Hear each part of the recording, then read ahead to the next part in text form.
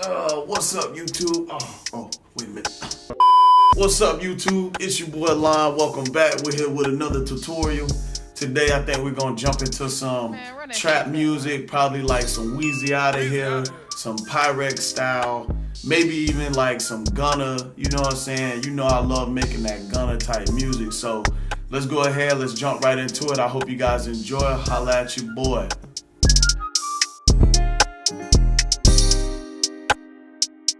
All right, YouTube. So let me guys. Oh God. Let me show you guys what I did right now. So first thing I did was I started off with a guitar because I don't know why I was just feeling guitars like crazy. So the first thing I did was actually a mistake. Let me show you how it happened. So I was just sitting here and like my elbow or my hand just kind of like hit the piano keys like. And I was like, damn, that shit said, that sounds kind of hard. So what I did was I kind of played it in the key of C sharp minor. So let me show you what I did.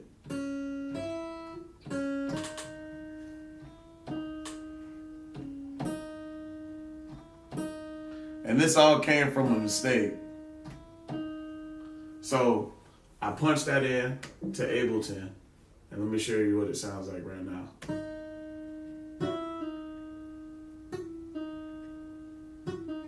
So the trick to this was I quantized some things, but the other things I didn't quantize, just to give it like more of a human feel with the guitar. So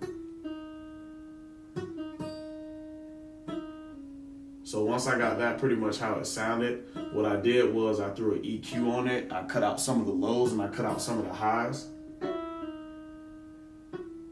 So it kind of gives it like that muffled type like sound. And then after that, I added some RC20. And the only thing I did with the RC20 was actually like add up a little wobble.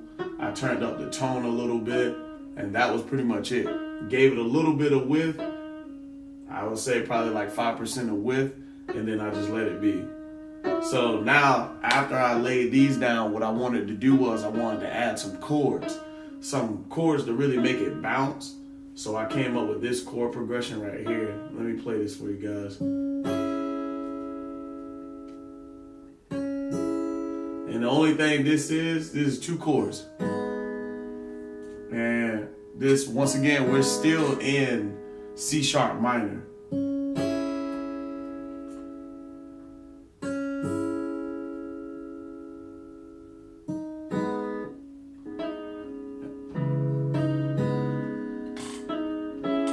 So let me see, I'm gonna tell you guys what I played real quick. I played C sharp minor. Let me see, hold on, let me plug it up in here. Now, before I went to the next chord, I kind of pressed the bottom C just to fill in some of those gaps. So, and then I played that G sharp minor.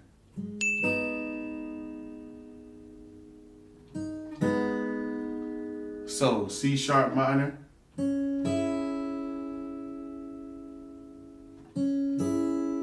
And then down to G sharp minor. So that bounce is going to really help create like a vibe in the beat. So let me show you guys what that sounds like all together in context. And the only thing I did to this guitar was once again take out some of the lows, take out some of the highs, and then added RC20. And with the RC20, I just added up a lot of distortion. I know I added up a little bit of more tone, and I kind of cut some of the high or the lows into that. And I add just a little bit of reverb. That was all I added to that. So now you got that like, it's a crazy trap bounce. So after I laid down that, I was like, man, let me give it like another bounce just in case. So I ended up adding this right here. And I played this in. And that's just literally a simple pattern. Let me show you guys what I did here, right here.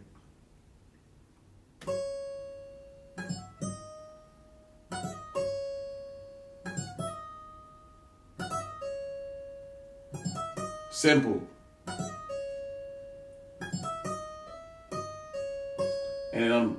And I'm literally just playing on the same notes of the scale that I already played, which is C sharp minor, you know? So let me show you what that sounds like in context with the beat. So the only thing I did to that was, once again, I EQ'd some of the lows out, I EQ'd some of the highs out, but for this one I kind of added Valhalla. So I wanted it to sit in the back just a little bit so it fills in some of the gaps that the chords or the main melody didn't already fill. So now you got like a whole overall vibe.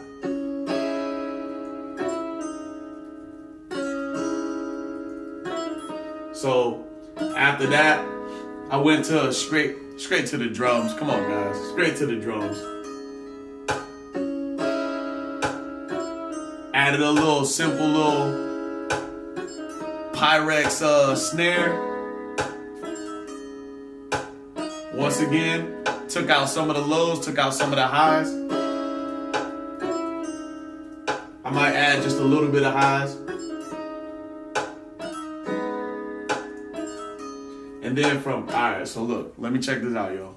This was kind of like the sauce to the whole beat, right?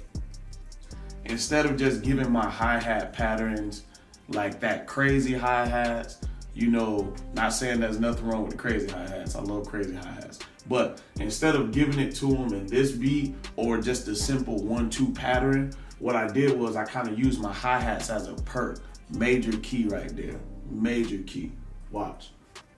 You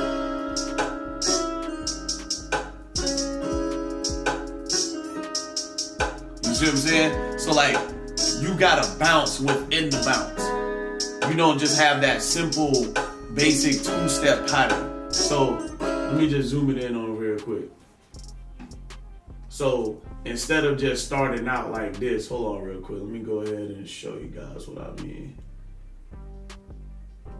Instead of starting out, you know, like that's what everybody's doing right now. You feel me? Like, just go ahead and just let it ride. Right before the snare, you get that little bounce. So once again, I EQ'd the hi-hats.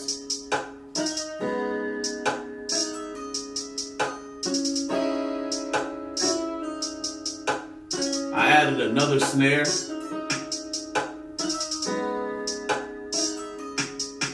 Once again, EQ'd that. Took out some of the harsh frequencies and the highs and the lows.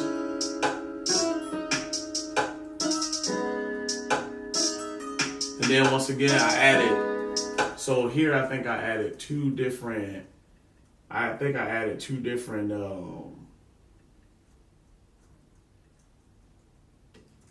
open hi-hats. Let me show you guys what that sounds like. So like I gave you like a fast one, and notice where this starts. This starts right where like a normal perk or something would start. And then I gave you a darker one here, just for like variation. And I didn't do too much to the hi-hats. I meant the open hi-hats. I just EQ'd it. Took out some of the highs and the lows, or I took out a lot of highs. I mean, a lot of lows.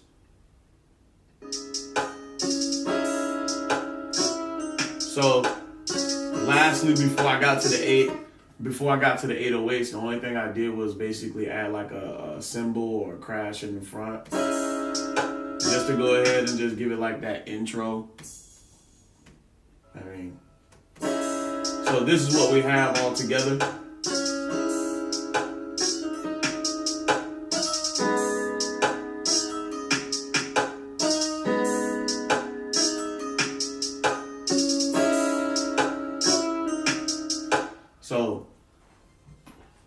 now it's time for the 808s. I didn't go too crazy on the 808s. Okay, I went a little crazy. But the one thing I want you guys to understand is with the 808s is that for those like real bouncy 808s, everything has to be already bouncing. So think about, let's recap with what I did. The hi-hats are bouncing. The open hi-hats are bouncing. You know, the perks are in the right places. So now it's kind of like really fitting the 808 around this song. One thing that I learned about trap music, and not saying that I'm an expert, but one thing that I've learned about trap music is that you got to give the 808 sometimes room to really breathe. So instead of boom, boom, boom, you know, you kind of like let that clap come in between and then hit the 808 right before it transitions to another bar. Let me show you guys what I mean by that, right? So take this 808, right?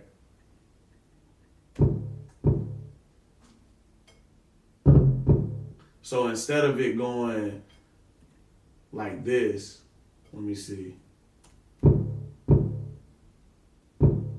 or like this,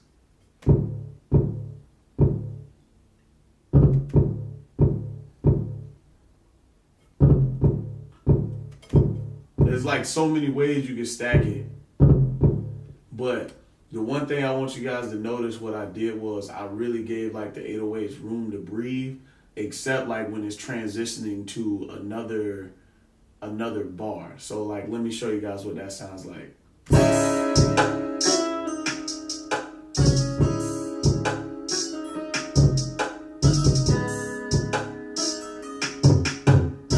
And definitely like when you, especially like with like new style like trap, everybody loves going up a different octave. Here I just went up a different octave here and went straight back down. And realistically, the only thing I'm doing is I'm just playing right here on the same notes. That's it.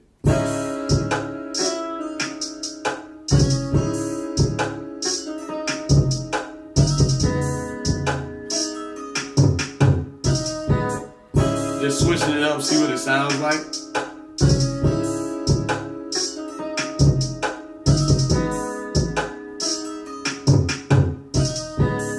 Just taking it right back. Cause like we're still in the key. Everything is still in the key. You just have to make sure when you're transitioning, you're still playing in those notes.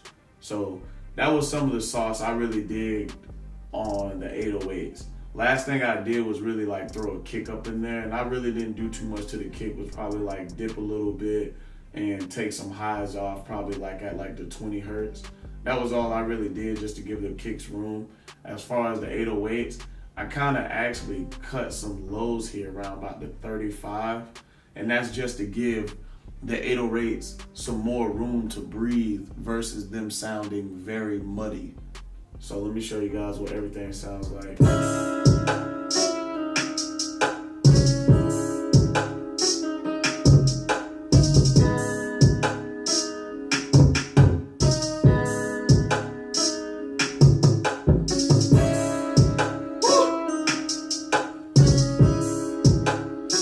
Alright, you know it's not a trap flute. I mean, damn.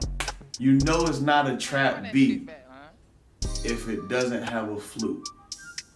I'm gonna show you guys the flute I threw up in there. I just went to Contact, right?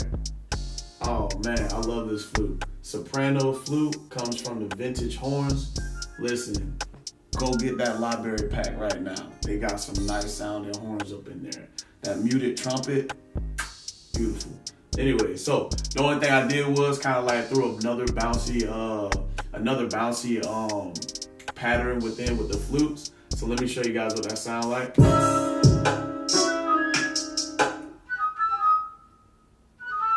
So basically the only thing I did was take out a lot of lows, some of the highs, right?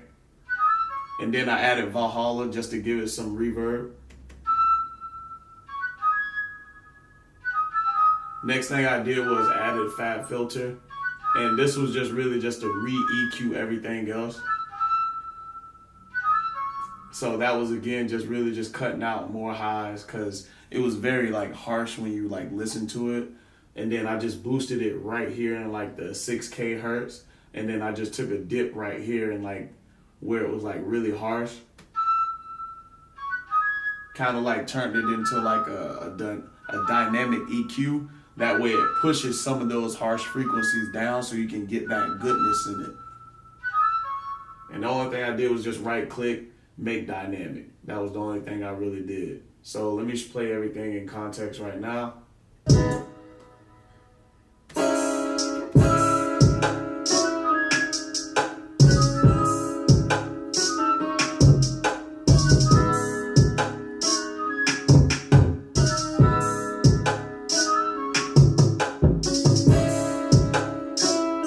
Yeah. And that was pretty much it, guys. You know, I hope you learned something today. That trick with the 808s, giving them room to breathe and just letting them go. Like, listen, I'm trying to tell you, apply that sauce. And another one is definitely using your hi-hats as a perk. Listen, guys, if you apply that, I swear to God to you, you will hear some difference in your trap music. You get what I'm saying? The two-step pattern is amazing, but just make sure sometimes you switch it up just to give it a different bounce. That was all I have for you. Make sure you like, comment, and subscribe. Holla at your boy. Hit me down in the comment section just to let me know if you like it, if you don't like it. Tell me what type of beat I should make next. But that's pretty much all I got for you. Lion out.